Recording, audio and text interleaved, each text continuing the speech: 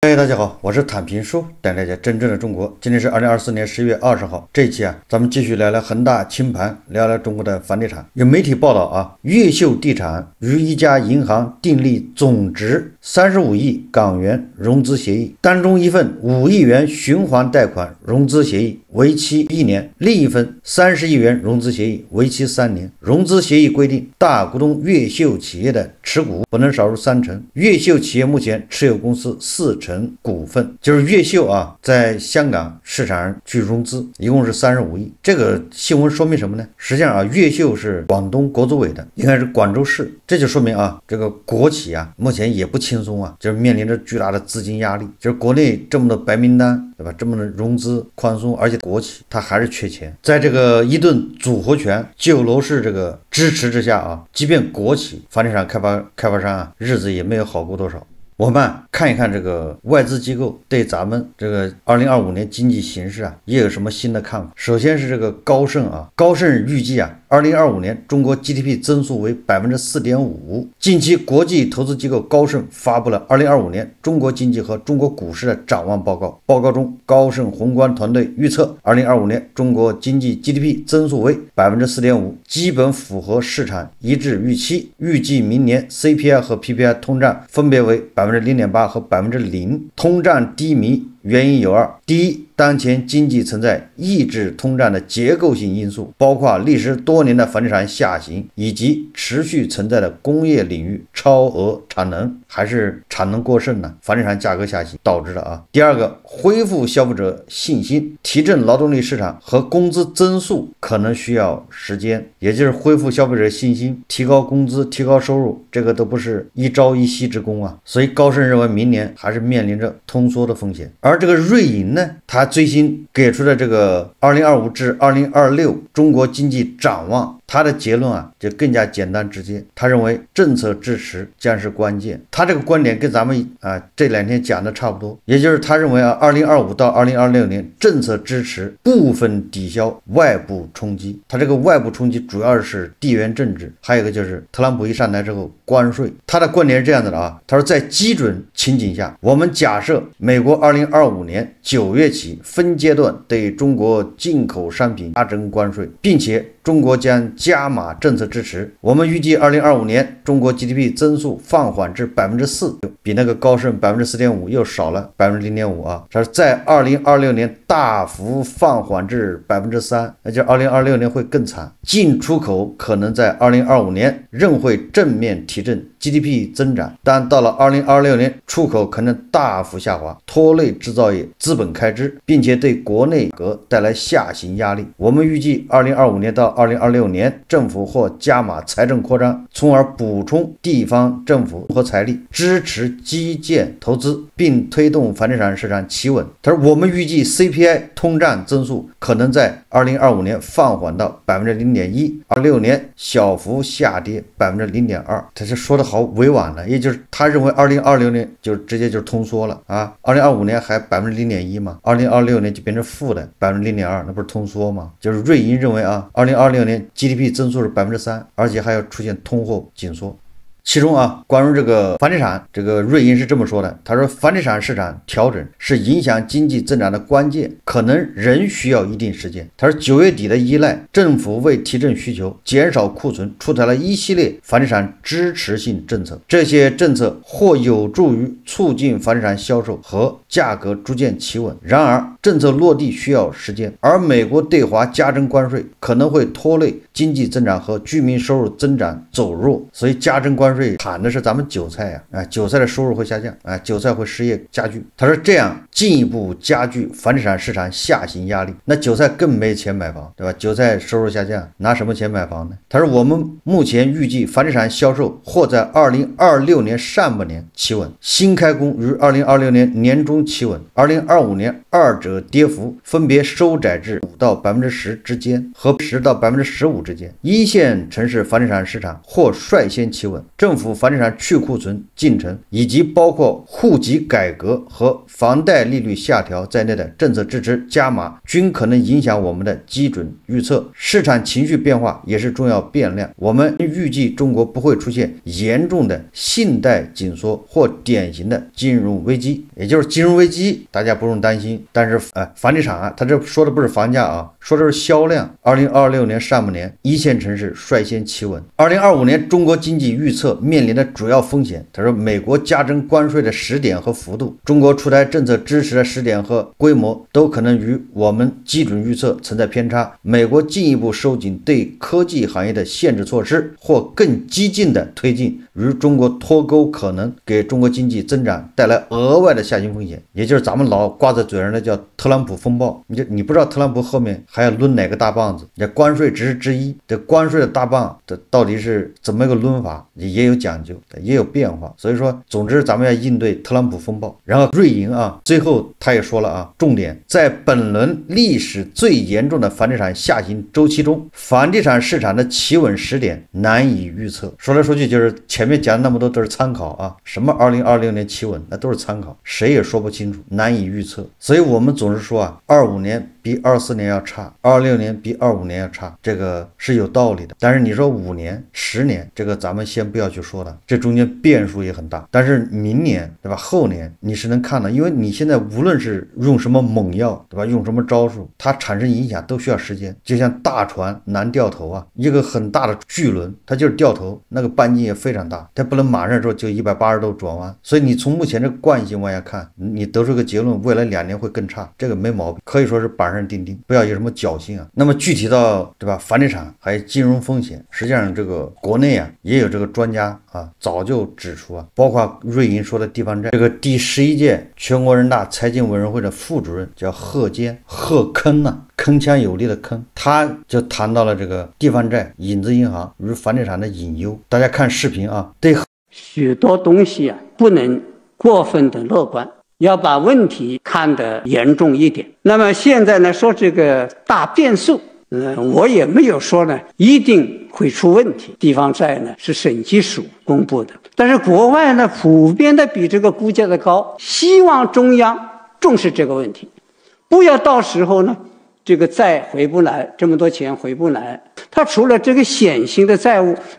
隐性的东西有多大不知道。从县到市到省都有融资平台，那个融资平台我知道的是五花八门，这个是企业债还是政府债，那个界限根本没有办法分。面临这么一个问题的话呢，肯定是一个很大的变数，弄不好就会引起金融问题。影子银行，央行说呢，国外的影子银行呢是正面的，是可以的。那么我们的影子银行呢，实际上是准确的说不是影子银行，是银行的影子。那确实是这样。我知道某大行它表外的资金超过3万亿，吓人了。这个我一听非常吓人，一个银行就这么多表外的资金在运作，在做什么呢？我也不知道。所以说第一个变数是金融问题，第二一个变数呢是除了金融问题之外呢，就是房地产的问题。我对房地产始终呢是不乐观的。近几年来反复强调我一个观点，世界上各国的金融危机近20年来没有发现房地产以外的因素引爆金融危机，都是房地产。巴西的也好，泰国的也好，日本的也好，香港的也好，阿尔巴尼亚的也好，等等等等，都是由房地产引起的。中国的房地产呢，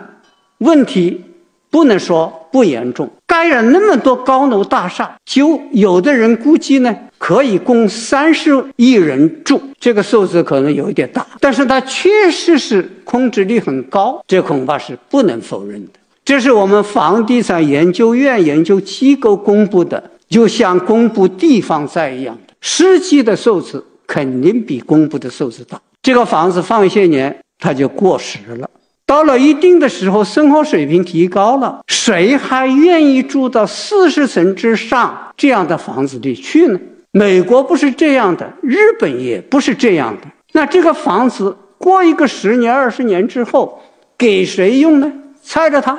那都不行嘛。所以这个问题啊，是过剩一个问题，产能过剩。第二一个呢，房地产公司，据我的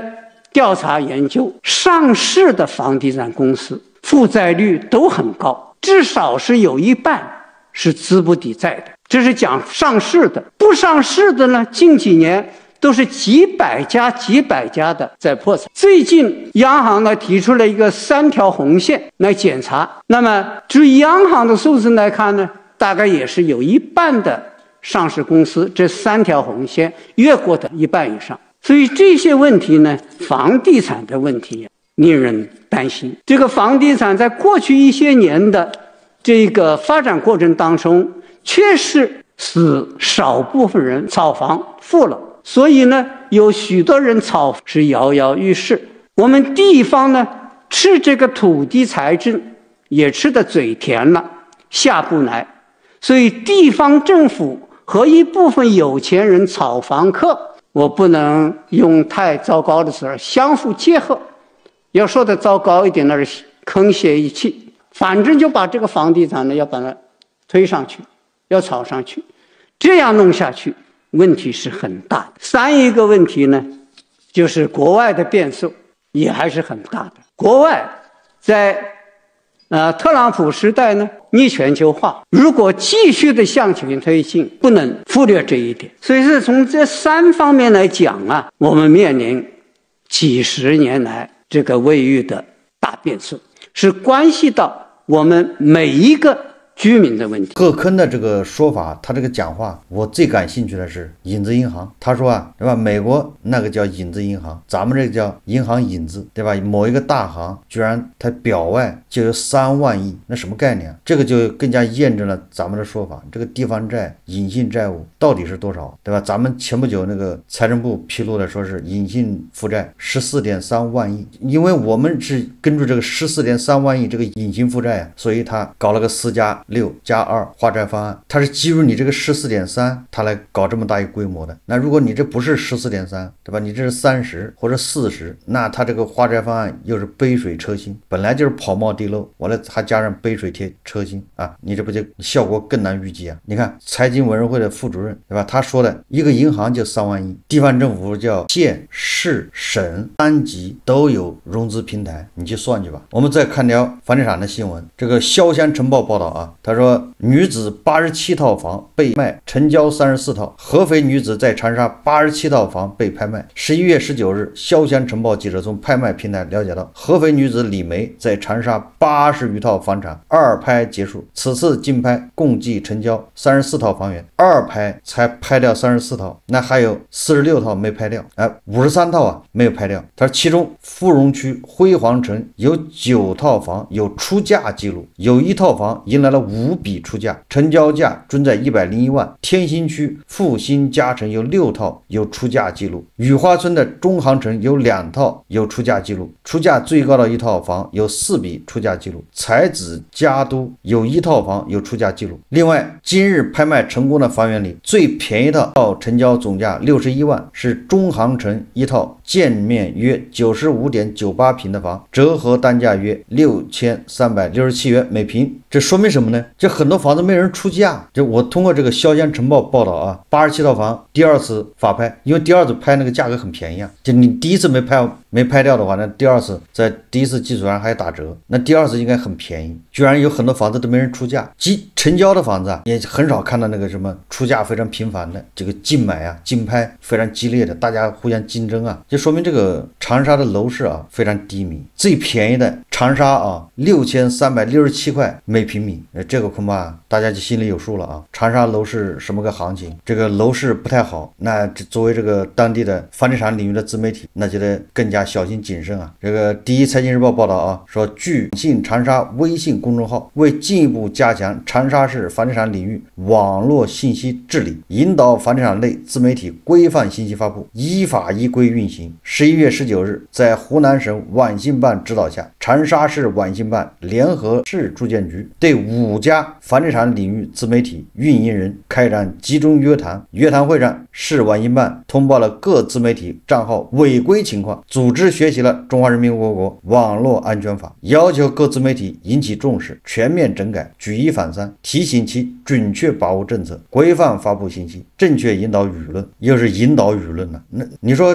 准确把握政策这没毛病，你不能曲解政策。第二个就规范发布信息，这个也没毛病，不能造谣。但是你说引导舆论是怎么引导舆论呢？引导舆论涨还是跌呢？这又是一起拉不出屎，怪地球引力啊！这个第一财经日报报道说房价企稳信号，80%二手房价反弹，部分房主不接受大砍价，让二手房买家上来砍价100万，被高价截胡。居然有人现在出高价截胡。当然了，这个第一财经日报说房价企稳信号，这打了个问号，意思就是说不能确定这就是房价企稳信号。说一上来就砍价100万，过去上海楼市中购房者张斌奉行这样的谈价准则，但他最近发现二手房的溢价空间越来越小，曾与他拉锯多时的业主已经将房子出手卖给了别人。从2023年初开始，核心1、2线城市二手房挂牌量急增，存量住宅供过于求，二手房市场从卖方市场悄然转变为买方市场，狠狠的刀一笔，成为二手房买家的共识，以价换量成了二手房市场的常态。不过在10月份一揽子房地产重磅新政出台后，市场起了新变化，在二手房汹涌澎湃的成交大潮中，部分城市二手房价格开始反弹。随着二手房成交量上升，成交周期的加快，那些想狠狠刀一笔的买家发现谈价已变得艰难起来，能砍价的房源几乎不存在。一大清早我还在睡觉，就被中介的电话吵醒，他告诉我一直在谈价的那个套房子已经卖掉了，成交价比我出价足足多了50-60万，那也就是别人多出50万，把他截胡了。说这套房总价900万元上下，地段好，易出租，但户型存在硬伤。张斌认为这种户型不太好卖，而业主是急售，他便看到了砍价的空间，第一次砍价就直接报价800万元，随后双方陷入长时间的报价拉锯战。业主方总是希望张斌能再涨个20-30万元，而张斌则咬死自己最初的报价，定了这个房东因为他第一着急，第二他房型恐怕不太好。这张斌内心的盘算是，这套户型不好的房子如果再挂上2-3个月仍然卖不出去，业主必要向他低头。没想到在10月份一揽子重磅房地产政策的助推下，10月上海全市成交了2.2万套二手房，环比大增63%。那套房子被人截胡之后这个张斌又开始登手另外一个板块，找其他性价比高的房子。不过我发现自从成交量上去后，溢价空间也缩小了，能大幅度砍价的房源基本不存在了。张斌说道，原来这个人是个炒房的，到处捡漏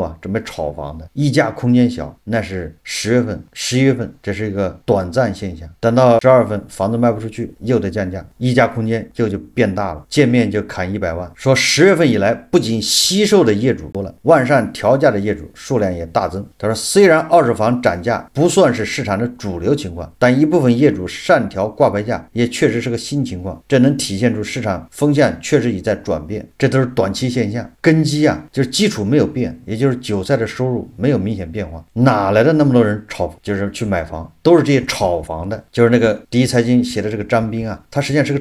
炒房的，他认为后面房价要涨，所以他现在就去买，不是刚需房你要涨价他就不买了，他等得起。所以说目前一线城市这二手房成交量这么大，不排除有很多都是那些中介那些炒房的，他逮着机会，他以为后面房价也涨了，不涨国家会让着涨，国家要拖着房价，他就赌这个，正好趁放开限购嘛，马上就去买，借钱，都是这些炒房的很多都是中介，然后他就在这制造焦虑，给你感觉成交量上去了，你不买过了这个村就没这个店。说实话这种搞法在北京上海还是起到一定作用，毕竟北京上海的刚需房这个比较焦虑，因为北京上海确实还有一些政策还没释放出来，还有空间，所以他们就是赌炒房的，就是赌这个。其他城市没得赌了，因为它基本上后面没有政策都出完了，没得耍。这个第一财经还说到了这个过气网红城市杭州他说10月份的杭州二手房成交数据则是量变引起质变。根据贝壳研究院统计，全月杭州二手房网签9120套，创下全年最高纪录，环比9月上涨51%，同比去年10月提升45%。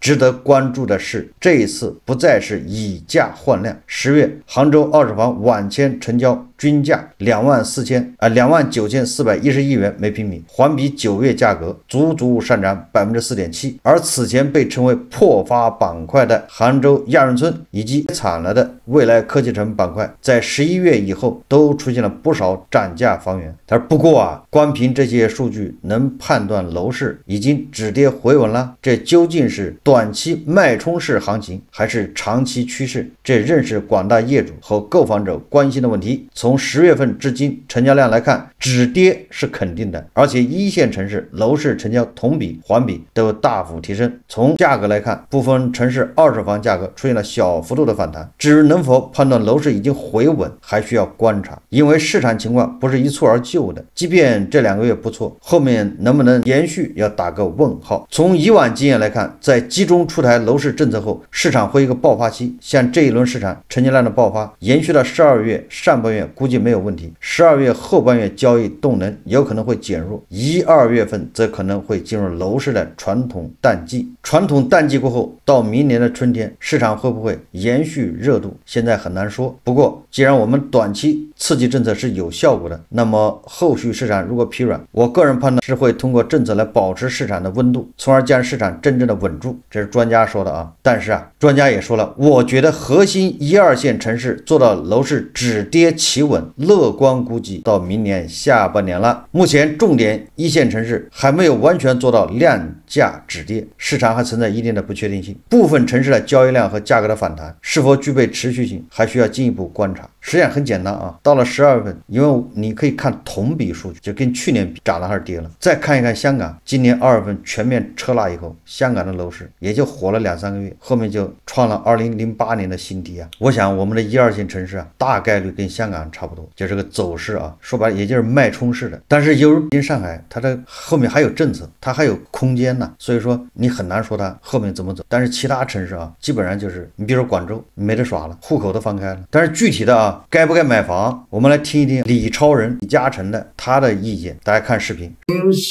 啊，建築費已經貴過地價，已經轉成咁噶啦。年青人置業呢，自己嘅收入